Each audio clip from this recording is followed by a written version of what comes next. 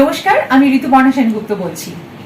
24/7 তাজা সমাচারের সমস্ত দর্শককে জানাই শারদীয়ার অনেক অনেক অনেক শুভেচ্ছা আর অভিনন্দন।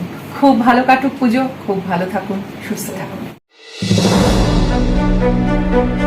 कोलकाता के वेलव्यू क्लिनिक ने पूर्वी भारत में पहली बार डायबिटिक फुट अल्सर को ठीक करने में मदद करने के लिए आर्टिफिशियल इंटेलिजेंस सक्षम उत्तक पुनर्जनन बायो पैच पेश किया है। मधुमेह में पैर के अल्सर को उसकी पुनरावृत्ति होने देरी से ठीक होने के लिए खतरनाक माना जाता है। पैर के अल्सर से पीड़ित मधुमेह रोगियों के अंगों में अपर्याप्त रक्त की आपूर्ति होती है और उनके लिए सर्जरी जोखिम भरा होता है, जबकि सफलता दर कम होती है। हाल ही में बेलव्यू क्लिनिक में डायबिटिक पैर अल्सर सर्जरी पर एक परिचर्चा का आयोजन किया गया था। इस अवसर पर बेलव्यू क्लिनिक के सीईओ श्री प्रदीप टंडन, प्रख्यात प्लास्टिक सर्जन डॉक्टर राजन टंडन सहित कई गण्यमान्य लोग मौजूद थे। तो आइए सुनते हैं मौके पर डॉक्टर राजन टंडन ने क्या कहा। देखिए, टाइप 2 डायबिटीज़ और maturity onset diabetes usually 3rd या 4th डेकेड ऑफ लाइफ में पकड़ा जाता है और ये कुछ तो जेनेटिक फैक्टर्स हैं जो फैमिलीज़ में रन करती हैं, बट दिस इज़ ऑल्सो ये इन्फ्लुएंस्ड बाय, माने इसका प्रभाव आपके लाइफस्टाइल से भी होता है। अगर आप बहुत बुरी तरीके से खाना खाएंगे या एक्सरसाइज नहीं करेंगे, आपको ओबिसिटी है, एक्टिव लाइफ नहीं है, तो फिर ये सब प्रॉब्लम्स और ज़्यादा हो सकती है। और डायबिटीज़ स्पेसिफिकली पूरे शरीर को अफेक्ट करेगा। पहले तो वो ब्लड वेसल्स को क्लॉग करेगा सब जगह, चाहे वो पैर में है या हार्ट में है, फिर वो नर्व्स को भी बर्बाद करेगा। फिर नॉट ओनली दैट, आस्ते आस्ते सब जगह जहाँ ब्लड सप्लाई जाती है, मतलब आप सोच सकते हैं हर एक शरीर के पार्ट को इन्वॉल्व करेगा। और आर्टरीज को क्लॉग करते करते प्रॉब्लम क्या होता है, किडनी को ख़राब करेगा, नर्व्स को तो बोल दिया मैंने, साथ में डायबिटिक पेशेंट की इम्यूनिटी भी ख़राब होती है, हीलिंग एबिलिटी बहुत पुअर होती है। सो बेसिकली हार्ट प्रॉब्लम भी हो सकता है। तो डायबिटीज़ पूरी शरीर को ही आप सोचिए तोड़ सकता है। अगर कंट्रोल में कोई रख सके अपने डायबिटीज़ को, हम लोग एक टेस्ट करते हैं हर एक 3 महीना डायबिटीज़ पेशेंट का, that is called HbA1c test. तो यूजुअली पेशेंट को टारगेट दिया जाता है, नॉर्मल वो होता है 5.8% के नीचे होना चाहिए, पर पेशेंट को टारगेट दिया जाता है आप 6-6.5% तक रखिए इसको, तो फिर कॉम्प्लिकेशन के रेट कम है। और जिनके 7% से ज़्यादा फॉर 10-15 ईयर्स रहता है ये HbA1c, देखा जाता है कि उनकी kidney, nerves, diabetic foot ulcers, heart, cardiomyopathy, ये सब बहुत होता है प्रॉब्लम। साथ में स्ट्रोक भी हो सकता है। तो बहुत प्रॉब्लम्स हो सकते हैं जो आपके लाइफस्टाइल को कॉन्स्ट्रिक्ट कर देंगे और हॉस्पिटलाइजेशन बहुत बढ़ा देंगे। प्लस खर्चा भी तो है, एक पेशेंट का खर्चा होना माने समाज के ऊपर भी तो बर्डन है।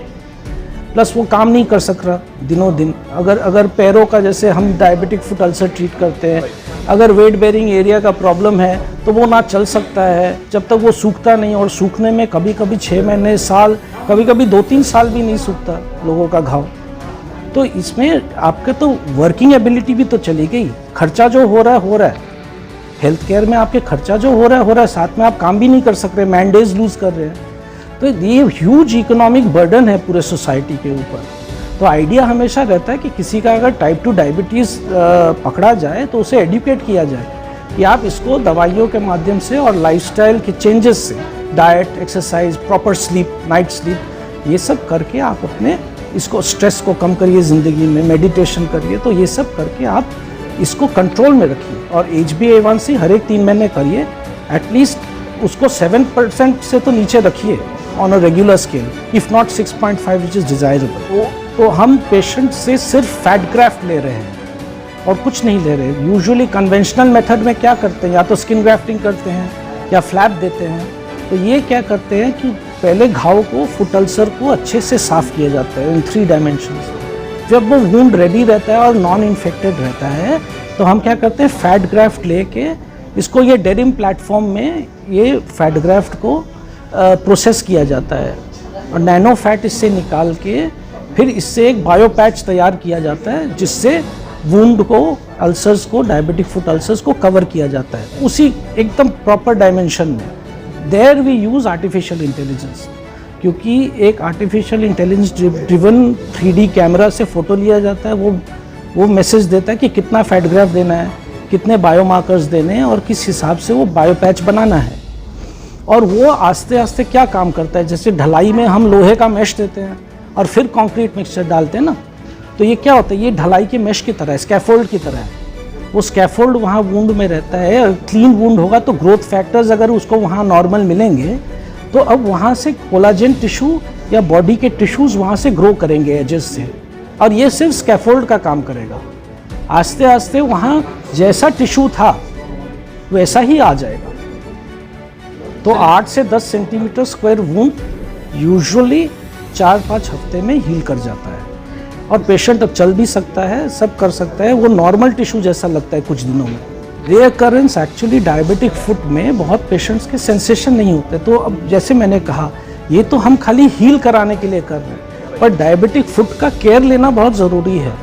जहाँ जहाँ मैंने अगर कोई इनके बोनी डिफॉर्मिटीज़ भी हो जाते हैं, जॉइंट डिफॉर्मिटीज़ भी होते हैं पैर में, तो इनको फुटवेयर प्रॉपर देना, कस्टम मेड फुटवेयर देना होगा, जो डायबिटिक फुट शू बोलते हैं। वो हर एक पेशेंट का अलग प्रेशर पॉइंट्स देख के तैयार किया जाता है और that can change over time, क्योंकि जॉइंट एंड बोन चेंजेस होते रहते हैं इनके फुट में। Once a diabetic foot always a diabetic foot. तो आपको एक तो प्रॉपर फुटवेयर, दूसरा जिन पेशेंट लोग का एकदम एनेस्थीसिया है वुंड में, उनको एकदम बेयरफुट वॉकिंग अलाउड नहीं है, निषेध है, नहीं वॉक करना है एकदम। 2 बार दिन में पैर ज़रूर सफ़ा करना है साबुन पानी से। ये जो आधुनिक तरीके से हम कर रहे हैं, इसमें हॉस्पिटल स्टे बहुत कम है पेशेंट का, शायद 1 दिन है या डे केयर भी हो सकता है। तो आप समझ लीजिए डिपेंडिंग ऑन उनकी कौन सी बेड लेंगे और कैसी दूसरे प्रॉब्लम्स हैं, तो अप्रॉक्सीमेटली आप सोच लीजिए बिटवीन 2.5 to 3 lakhs खर्चा होगा। हमने आज ही 3 केस किए हैं, 3 अल्सर हमने ट्रीट किए हैं 2 पेशेंट में, एक पेशेंट में 2 थे, तो 3 अल्सर ऑलरेडी ट्रीट किए हैं, आज दोपहर को ही किए हैं, और हम इसको इन द फ्यूचर और यूज़ करना चाहते हैं, क्योंकि जिन पेशेंट लोग में दूसरा उपाय नहीं रहता, तो ये बहुत ही एक नायाब तरीका और अच्छा तरीका है काम करने का, क्योंकि पेशेंट का नुकसान और पेशेंट की मॉर्बिडिटी बहुत कम है ये प्रोसीजर में। ब्यूरो रिपोर्ट 24/7 ताज़ा समाचार।